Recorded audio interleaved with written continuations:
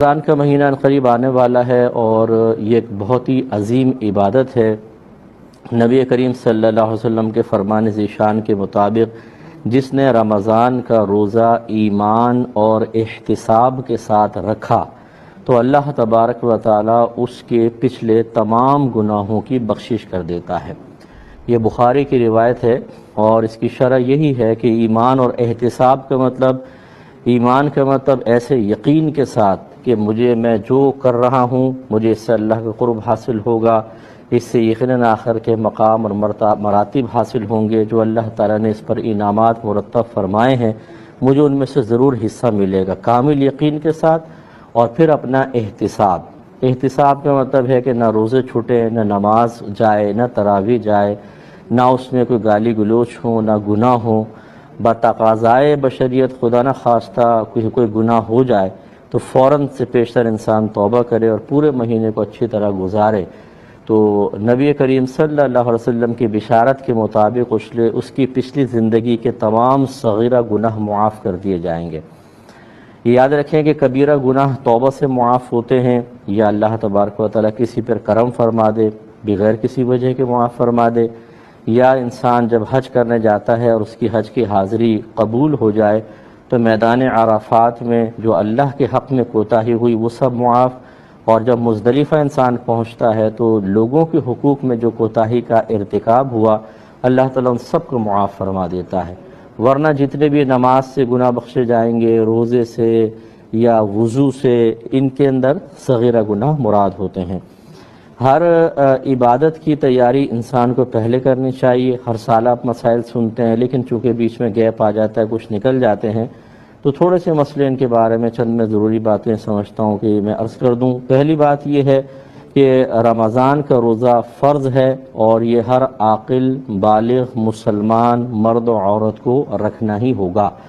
اور بلوغت کی عمر ہم نے آپ کو بارہا بتائی کہ بچیوں میں بلوغت کی عمر 9 سے 15 سال کے درمیان، جب کبھی اس کو احتلام ہو جائے، حیض آ جائے یا بالفرض اس کا نکاح کر دیا، رخصتی ہوئی اور بچی حاملہ ہو جاتی ہے تو سمجھ لیجئے کہ وہ بالغہ ہو گئی، چاہے وہ 10ویں سال میں ہو، 11ویں میں، 12، 13، 14، 15۔ اور اگر اس دوران کچھ بھی ایسا نہیں ہوا تو 15 سال کے بعد بلوغت کا حکم لازم دیا جائے گا۔ اور لڑکے میں یہ بلوغت کی عمر ہوتی ہے 12 سے 15 سال کے درمیان۔ اس میں کبھی بھی اس کو احتلام ہو جائے یا اس کا نکاح کر دیا گیا اور اس کی زوجہ حاملہ ہو جائے تو اس بات کی علامت ہے کہ بچہ بالغ ہو چکا ہے، تو یہ بالغ ہو گیا۔ اور اگر ایسی کوئی علامت نہیں ہے تو 15 سال کے بعد یہ بھی بالغ کہلائے گا۔ بالغ بچہ ہو یہ لڑکا لڑکی، آپ فرض کر لیں کہ لڑکا جو ہے وہ 14ویں سال میں بالغ ہوا، بچی جو ہے 10ویں 11ویں سال میں بالغ ہو گئی۔ اب دیکھنے میں بچے بہت چھوٹے سے لگتے ہیں تو بعض اوقات گھر والے ان کو روزہ نہیں رکھ پاتے کہ نہیں بھی تو چھوٹے ہیں۔ یاد رکھیں بالغ ہونے کے بعد تو فرض ہے کہ رکھنے ہی ہوں گے۔ لیکن اس سے زیادہ ایک تشویشناک بات میں آپ کی خدمت میں ذکر کرتا ہوں۔ نبی کریم صلی اللہ علیہ وسلم کے فرمان ذیشان کے مطابق جب بچہ 7 برس کا ہو جائے تو اس کو نماز کا حکم دو، اور 10 برس کا ہو جائے تو مار کر نماز پڑھاؤ۔ علماء فرماتے ہیں کہ یہاں پر یہ حکم اس لیے نہیں ہے کہ نماز ہے، بلکہ اس لیے کہ یہ فرض ہے۔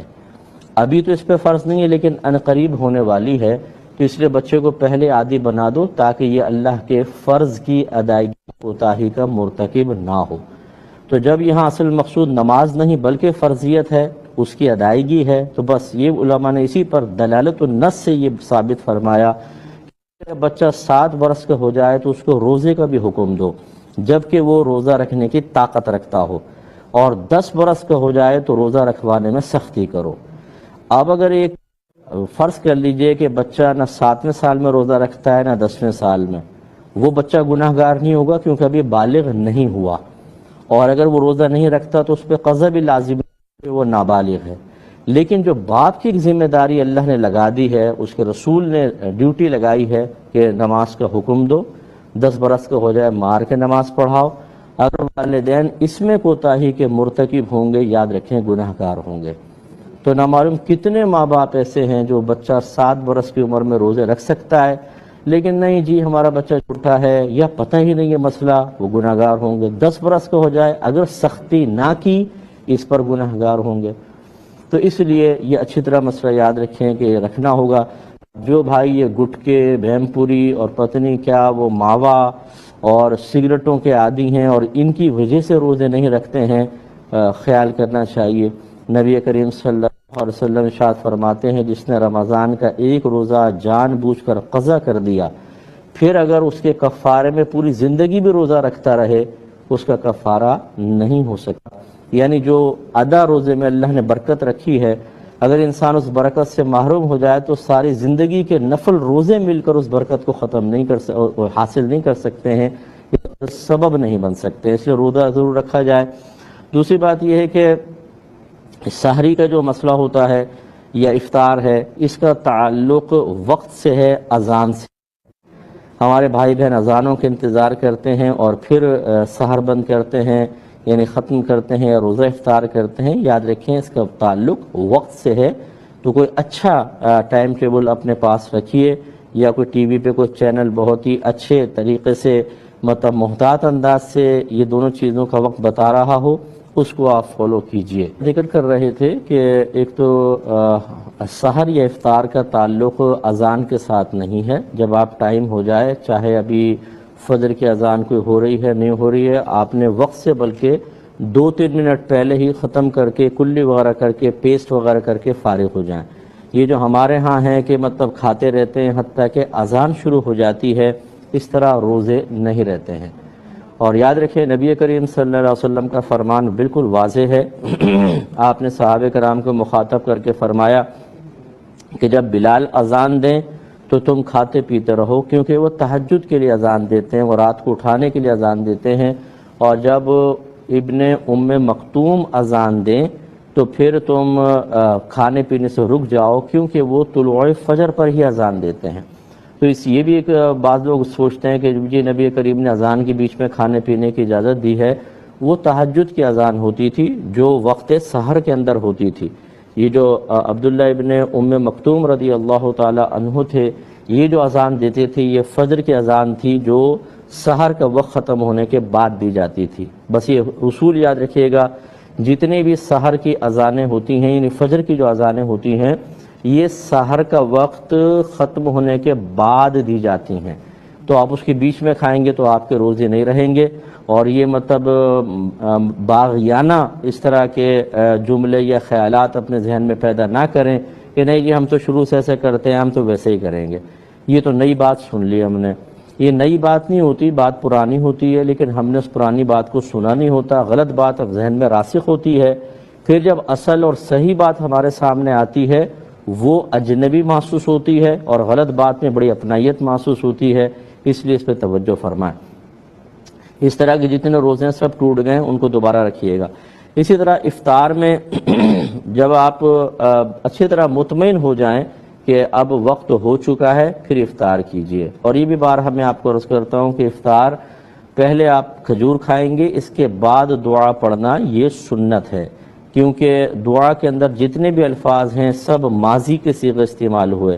اے اللہ تعالیٰ میں تجھ پر ایمان لایا، میں نے تجھ پہ بھروسہ کیا، توکل کیا، تیرے دیے ہوئے رزق سے افطار کیا، یہ سب ماضی کے صیغے ہیں۔ اور قرآن حدیث میں اگر یہ الفاظ آئیں، جب تک کوئی صحیح عذر شرعی عذر نہ ہو، ان کو ان کے اصل معنی سے ہٹانا صحیح نہیں ہوتا ہے۔ تو جب ماضی کے صیغے ہیں تو اس کا مطلب یہ اسی وقت کہہ سکتے ہیں جب ہم پہلے وہ کام کر چکے ہوں۔ کوئی شخص کہے میں نے قتل کر دیا، یہ کب کہنا صحیح ہوگا؟ جب وہ کر چکا ہوگا۔ تو اب اسی طرح اگر کہے کوئی کہ میں نے تیرے دیے ہوئے رزق سے افطار کیا، یہ کب صحیح ہوگا؟ جب افطار کر چکا ہوگا۔ ہاتھ میں کھجور ہے اور ہم کہہ رہے ہیں تیرے دیے ہوئے رزق سے افطار کیا، یہ کیسے ہوا بھائی؟ تو عقل سے ہی دیکھ لیں تو یہ سمجھ میں آ جائے گا۔ تو ہمارے اکابرین نے لکھا ہے کہ یہ سنت یہ ہے کہ پہلے کھجور کھا لیں، یعنی روزہ کھول لیں، اس کے بعد پھر دعا پڑھیں۔ اب چونکہ وقت تقریباً ختم ہو چکا ہے، صرف ایک جملہ یہ عرض کروں گا کہ فیس بک پر میں بذات خود نہیں ہوتا ہوں۔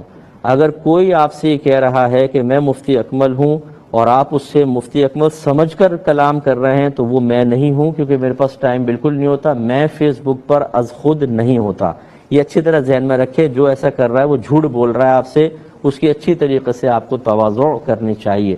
اب اپنے میزبان کو، ہماری کیو ٹی وی کی ٹیم کو اجازت مرحمت فرمائیں. آپ ہمارے لیے دعا کریں، ہم آپ کے لیے دعا گو ہیں کہ اللہ تبارک و تعالیٰ آپ کو اس رمضان کی مکمل برکات سے فیضیاب ہونے کی توفیق عطا فرمائے. آمین. وآخر دعوانا ان الحمد للہ رب العالمین.